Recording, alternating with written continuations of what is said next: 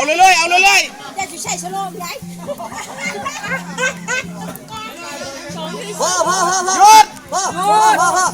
ยืนแล้วพูดเลยพูดเลยเอาก่อนกำปะมาเลยตั้งเลยมีก่อนกำปะถือบอกเอาไก่นี่รถพารถทับ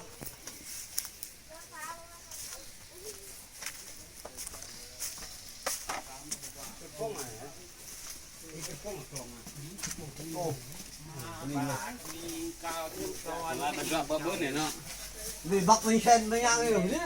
เลยถูกเยอะเฮ้ยเอาไปดูพุ่นเหรอสวยเมตตาช่างพานบารมี เฮ้ยคนนี้ได้คนใดหรือสุดยอดนี่คนใด เหล่านี้ให้แก้ตามขอ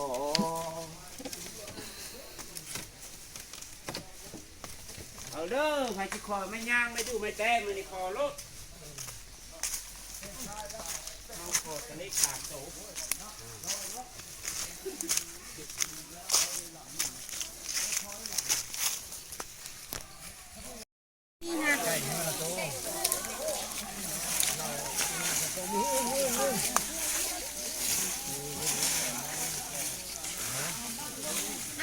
บักไล่พาจุดระเบิดนะเฮ้ย จุดแล้วมาจุดให้ได้มันเป็น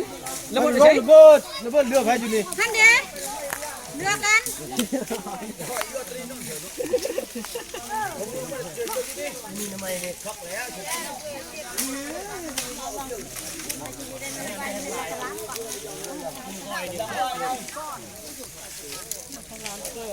มีเล็กเคียงเลยมันไม่เงียงที่นี่โอเคเงียงแง่ละเขียวละมันนั่งแง่สิเนื้อนั่งแง่โชคอ่ะครับน้องเจ้านี่น่ะมันเจ้ายังอยู่อ๋อนี่มันกำลังลงมาชวบ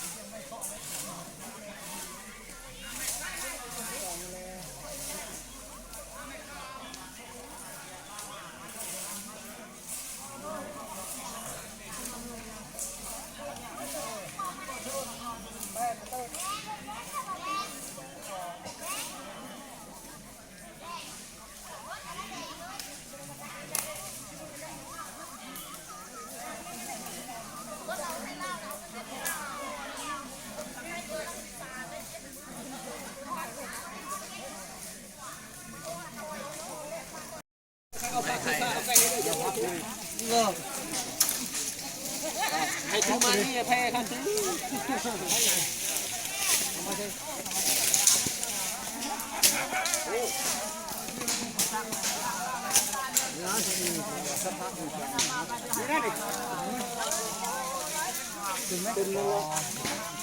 มีไปปูโอ่งเนาะกายกันยกนี่คุณตัวนี้นี่สบายคุณเอาลำมีเมปูโอ่งเนาะคุณตัวนี้ใส่น้ำเหล้าเอ้ยไม่ไปเอาใกล้ก็ได้ติ๊งไปแม่พูดเลยไป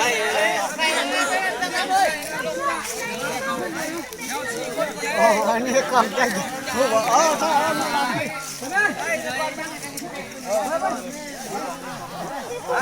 ช่วงไหนทุกคนรอยังมาเริ่มยังนี่มาได้มาเดี๋ยวนี้ได้ยังมันเริ่มยังนี่ไปได้ก็ไปแล้วแม่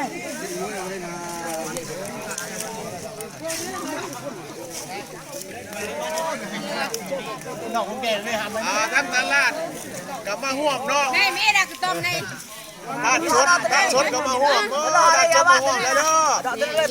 เลี้ยงแสงไอ้น้องเลี้ยงแสง เอาเป็นถุงเก็บใส่ถุงใหญ่ก่อน โชคมาเด้อท่านชนเด้อได้เงินล้านเงินโกดเด้อตลาดเอา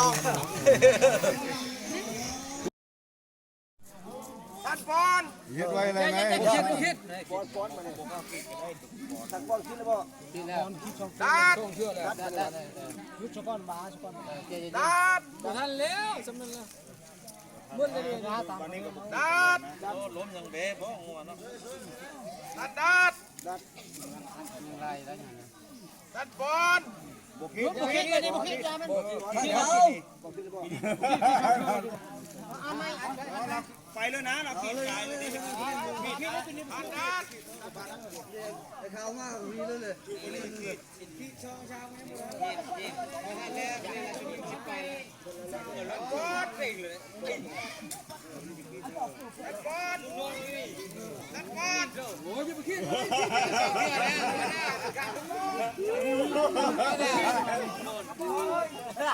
เอารวมคะแนน ไม่จะอ่านกันล้วนเลยคะแนนมาดิ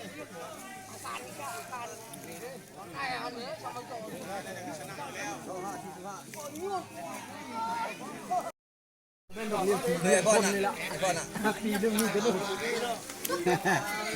โอ้หน้าคงคนแล้วคนชามมาดูได้เพิ่นเกี่ยมแล้วเพิ่นจะได้มุ่งแล้วมาห่วงที100 คนเต็มหมด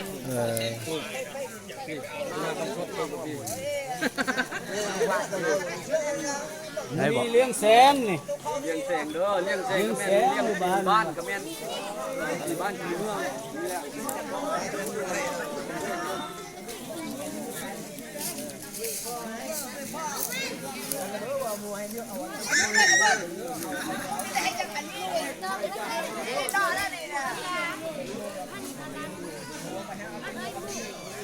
ให้ได้พลังบ้างก็บ้างเฮ้ย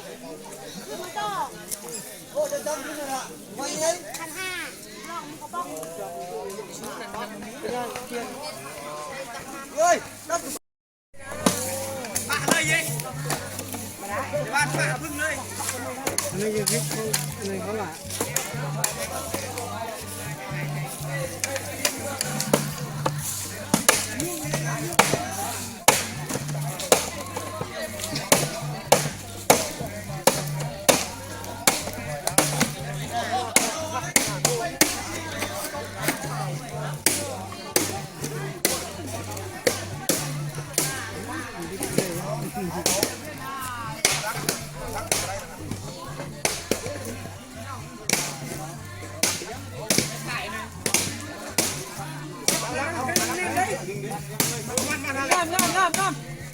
น้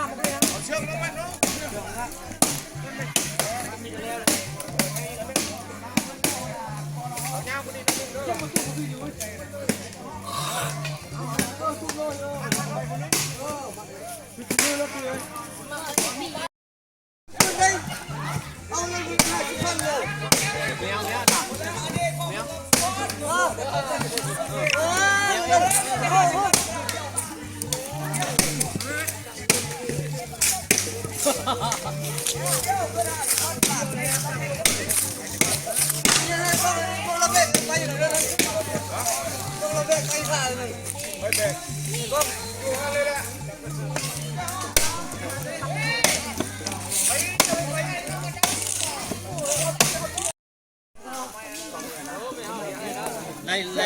ใส่เพลงม้วนๆตรงนั้น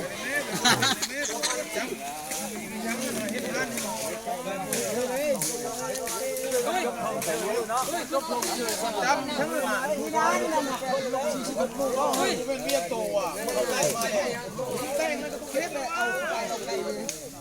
เอาล้อยังไม่ได้แต่ง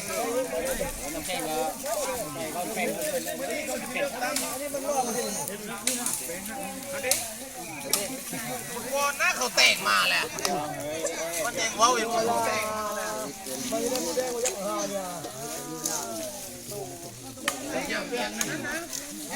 นี่เราแต่ยังบุกคุกอ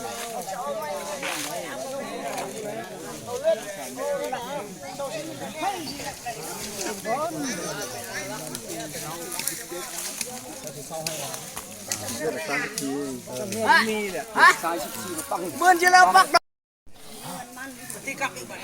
มือได้บุตรีกับกันอยู่ที่อยู่บ้านอันนี้มาพีกมาดิกันเมื่อเฮ็ดหน้าแล้วกันมาต้มเลยกันสักชั่วบาท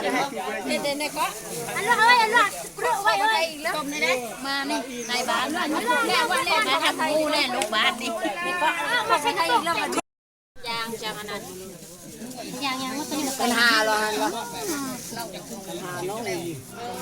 ต้มมันจะเป็นเอาบริการดีใจมาคนหมดเลยให้กันรอแล้วนะรอแล้วยิงลายกันหลอกยาดีตัวอะไรเนาะมาพี่เชี่ยวเราเอาเราเอามาบ้านมาเอาเห็นหูเราให้นี่เนี่ยเอาเช็คเลยเรื่องเลี้ยงกันยังพวกใช่บุกเกยตาพวกกันยังโหน้ำมันยังกันไม่ใช่เขาเอาวิ่งเช็คเลยนี่เพลย์กันนี้ของน้ำพัดลูก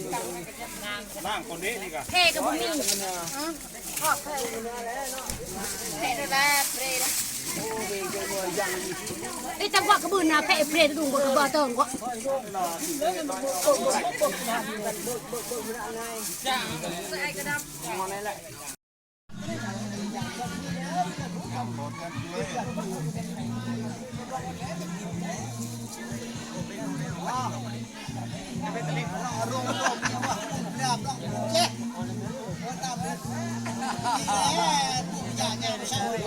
ใส่ใจชวนแล้วมันเลยใช่แล้วตาใส่ใจชวน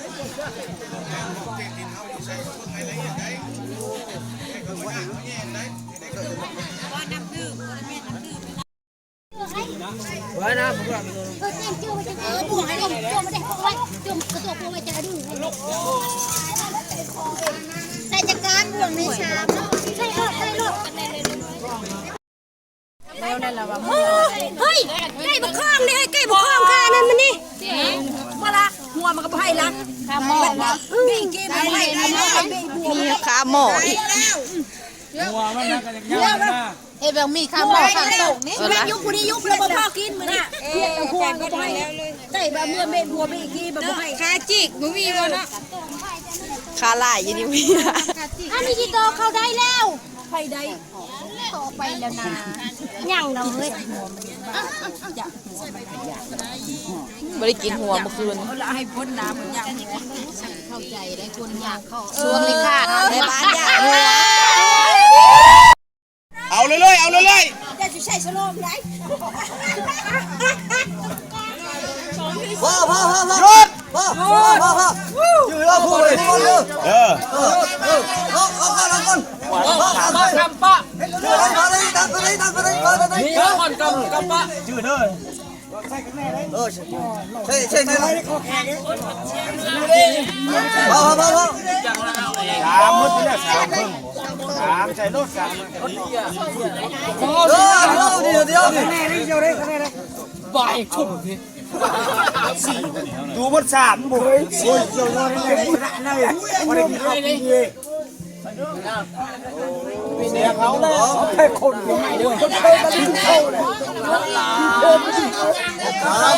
โอ้ย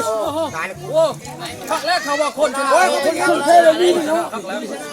พอเป็นพี่โอ้คนชนะอย่ามีคน มันทำเปลี่ยนมาดิสองว่าจะพอแล้วเขาจะให้คนชนะเด้อเปลี่ยนพักมาดิบ้านนี้เจ้าโค้ดนะ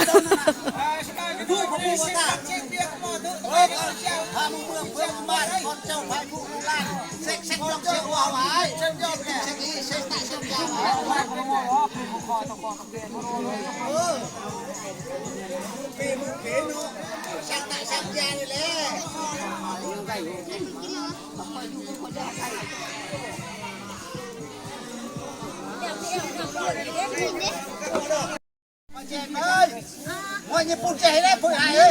ให้จองเลยก็มันเล็กของเราสิให้กันสิมาได้แล้วจะให้ไหมจองอย่างมันเป็นเนี่ยทุกคนไม่แข็งแห้งกินเหล้าเนาะเหล้าสีไห้ไก่สีโตเจ้าจำบ้านนั่นนี่ได้ เอ๊ะ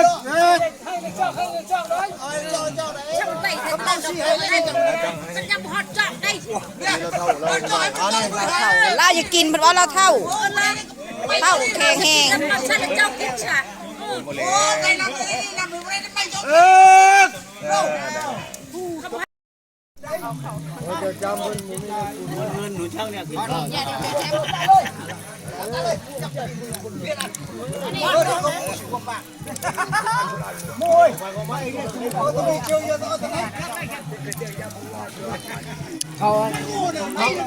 มาอยู่แล้วหักมาเลย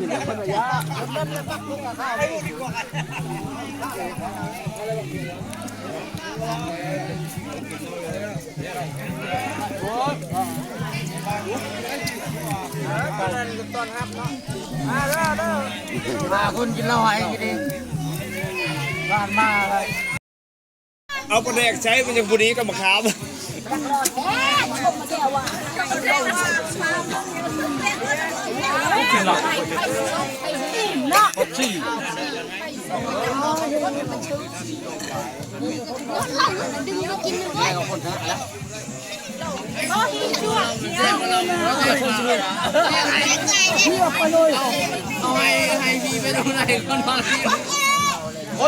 คนชนะเลยเอาไปไหนเปลี่ยนไป